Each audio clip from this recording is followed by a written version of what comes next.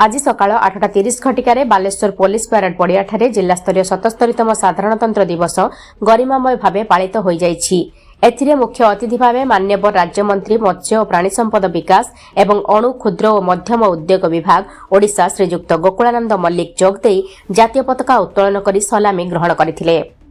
मान्यवर विधायक बालेश्वर सदर श्रीजुक्त मानस कुमार दत्त, जिलापाल बालेश्वर श्रीजुक्त सूर्यवंशी मयूर विकास, आरक्षी अधीक्षक श्री प्रत्यह दिवाकर, डीआईजी श्रीजुक्त पिनाकी मिश्र, उपजिल्लापाल श्रीजुक्त शिव माल्यवंक सह प्रमुख अधिकारीवृंद एवं अनेक प्रतिष्ठित व्यक्ति सम्मानित अतिथि भावे उपस्थित थिले। भोर सकाळ 4 घटिका समय सहर सारा डाकबाजी यंत्र माध्यम रामधुन परिवेषण करा जायथिला। परे जिलापालक आवास कार्यालय, जिलापालक कार्यालय समेत समस्त सरकारी कार्यालय रे पताका उत्तोलन और सांबादिक प्रकोष्ठ रे जिलापाल महोदय जातीय पताका उत्तोलन करथिले। पुलिस रिजर्व पड़ियाठारे मुख्य अतिथि द्वारा पताका उत्तोलन परे प्यारेड, प्रज्ञापन मेढ़, सांस्कृतिक कार्यक्रम आयोजित होइथिला। पुलिस और विभिन्न शिक्षानुष्ठान छात्र छात्री मानकर मोट 54टी कंटिजेंट प्यारेड रे भाग नैथिले। 5टी प्रज्ञापन मेढ़ और 5टी सांस्कृतिक दल सह महावीर आखड़ा संघ अंशग्रहण करथिले। प्रतिभा संपन्न व्यक्ति माननको मानपत्र प्रदान सह प्यारेड और सांस्कृतिक कार्यक्रम रे विजयी दल माननको पुरस्कृत करा जायथिला।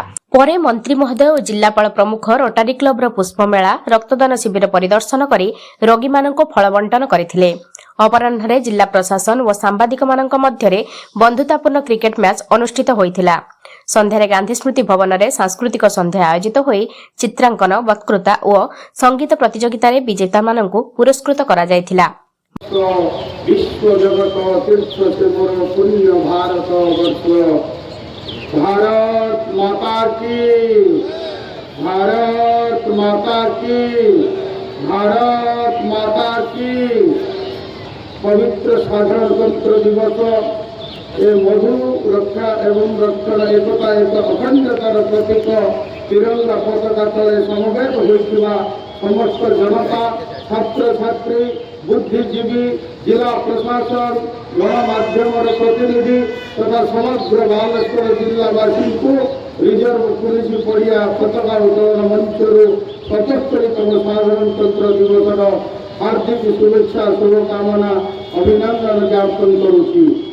स्वाधीनता संग्राम प्राण केन्द्र देशभक्त मानकर त्याग, तपस्या, बलिदान पुण्यपीठ बालेश्वर जिलार पवित्र माटी को मोर प्रणाम जनाऊछि।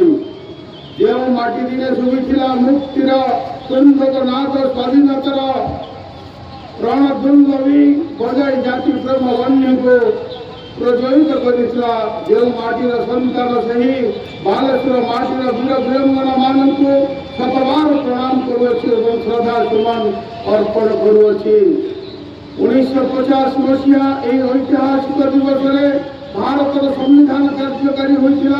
এক সার্বভৌমত্ব গণতন্ত্রর পরিচয় পাইছিলে।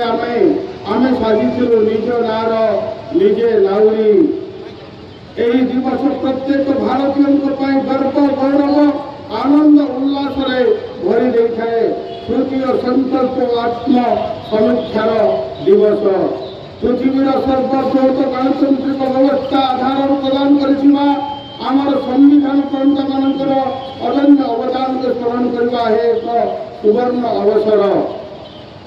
स्वाधीनता ड्राफ्टिंग कमिटी अध्यक्ष डॉक्टर भीमराव आंबेडकर, अल्लादी कृष्ण स्वामी आयार, N Gopal Swami, KM. मुनीस, Mohammad सद्दुल्ला, DP खंचान प्रमुख सुजत संतान को आज गभीर श्रद्धांजलि अर्पण करुछि।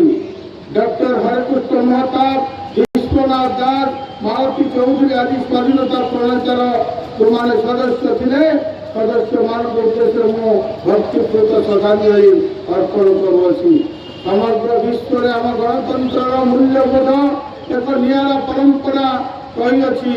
सामाजिक न्याय, समता संपन्न समाज गठन, समता और स्वाधीनतार अधिकार, मौलिक अधिकार, स्वाक्षर आदि उपरे आम संविधान गुरुत्वपूर्ण दे आसी। सबुठ बड़ कथा हूँ विभिन्नता मध्य एकता आमर समस्त भारतीय मानकर एक महानता। धर्म निरपेक्ष भारतीय संस्कृतिर आत्मा एकता अखंडता आमर बड़ शक्ति। এই মহান পরম্পরাକୁ বজায় ରଖିବା ଦାୟିତ୍ୱ ଆମ ସମସ୍ତଙ୍କର।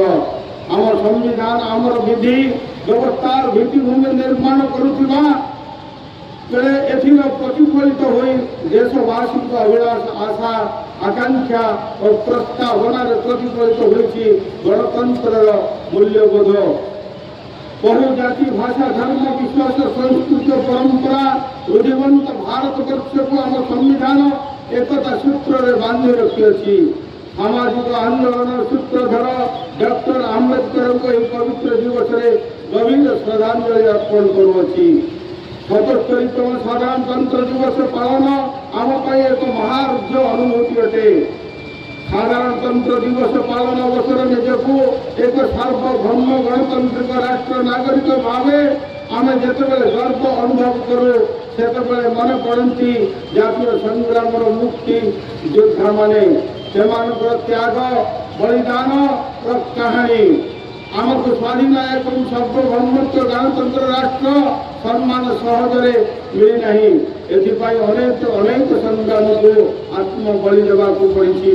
ଯେଉଁ ମହାନ ଦେଶଭକ୍ତ ଜାତୀୟ ସଂଗ୍ରାମରେ ସାମିଲ ହୋଇ ନିଜ ଜୀବନକୁ ତିଳତିଳ କରି ଦେଶ ଜାତି ଉଦ୍ଦେଶ୍ୟରେ ଉତ୍ସର୍ଗ କରି ଯାଇଛନ୍ତି, ସେହି ମହାମନୁଷ୍ୟଙ୍କୁ ମୁଁ ଆଜି ଏହି ସଂଗ୍ରାମୀ ଅଭିବାଦନ ଜ୍ଞାପନ କରୁଅଛି। ଜାତିର ପିତା ମହାତ୍ମା ଗାନ୍ଧୀ, ନେତାଜୀ ସୁଭାଷ ଚନ୍ଦ୍ର ବୋଷ, ପଣ୍ଡିତ ଜବାହରଲାଲ ନେହେରୁ, ସର୍ଦ୍ଦାର ବଲ୍ଲଭ ଭାଇ ପଟେଲ, ବାଲେଶ୍ୱରରୁ ବିରଞ୍ଚି କୁମାର ପ୍ରଧାନଙ୍କ ରିପୋର୍ଟ, ସଂକଳ୍ପ ଟିଭି ଓଡ଼ିଶା।